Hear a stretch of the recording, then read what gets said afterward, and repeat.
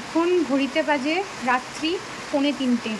আমরা এখানে দাঁড়িয়ে আছি, খুব একটা বড় সমস্যার মধ্যে পড়েছি। আমাদের চোখে ঘুম নেই, প্রায় 3-4 ঘন্টার বেশি হবে কন্টিনিউ জোরে বৃষ্টি হয়েই যাচ্ছে। আশা করি তোমাদের বাড়ি মানে তোমাদেরও ওখানে একই ঘটনা ঘটেছে, কিন্তু এই জোরে এক নাগাড়ে অনেকক্ষণ বৃষ্টি হলে আমরা খুব চিন্তায় থাকি, তো মানে বড় দুশ্চিন্তায় থাকি। সেটা হচ্ছে কারণ দেখাচ্ছি তোমাদের। এই যে দেখো কীরকম লেভেলে বৃষ্টি হয়ে যাচ্ছে কন্টিনিউ, এক নাগাড়ে, একটুকু কমছেও না, একভাবে ওরকম হয়ে যাচ্ছে। আর আমাদের দেখো দেখো পুরো জল উঠে গেছে। এই যে ওদিকে দেখো রাস্তায় জল, আমাদের এইখানে জল। এই দেখো আর একটুখানি মানে আর প্রায় 2 ইঞ্চি মতন বাকি ঘরে জল ঢুকতে, মানে খুব বড় দুশ্চিন্তায় আছি। কতটা জল চলে এসছে যে হবে।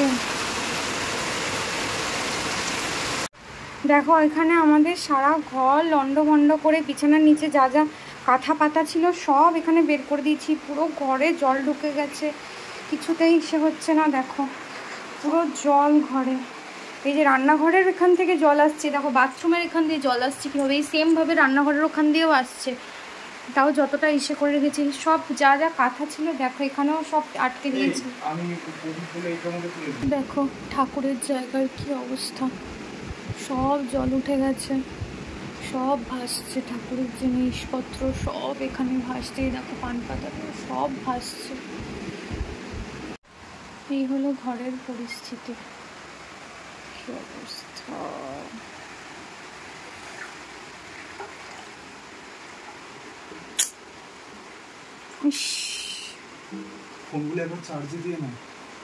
এই বাচ্চা এখানে বাবার সাথে কথা বলছে, আর আমরা বিছানাতে উঠে বসে আছি।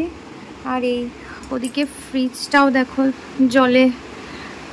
আমরা একটু আগে সিঁড়ির ওপরে ওখানটাতে বসেছিলাম আমি আর ও।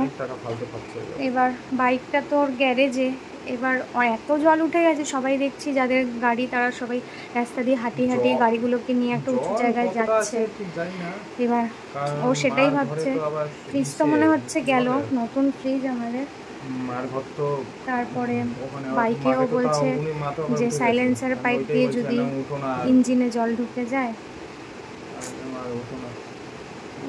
এখন 4:30 বাজে, ওয়েদার রিপোর্ট দেখছি 6টা পর্যন্ত বৃষ্টি হবে। মানে বুঝতে পারছি না, এখানে আমরাও বসে আছি, এখানে সিংহাসনের ঠাকুরদেরকেও এখানে তুলে দিয়েছি, কি আর করব, কিছু করার নেই। বুঝতে পারছি না। পার্থ এখানে বাবার সাথে কথা বলছে। এরকম পরিস্থিতি আগে কখনো হয়নি আমাদের। লাস্ট 2020 সালেও এরকম মানে ঘরে জল উঠেছিল, বাট এতটাও ভয়াবহ পরিস্থিতি হয়নি। কি অবস্থা, কি অবস্থা।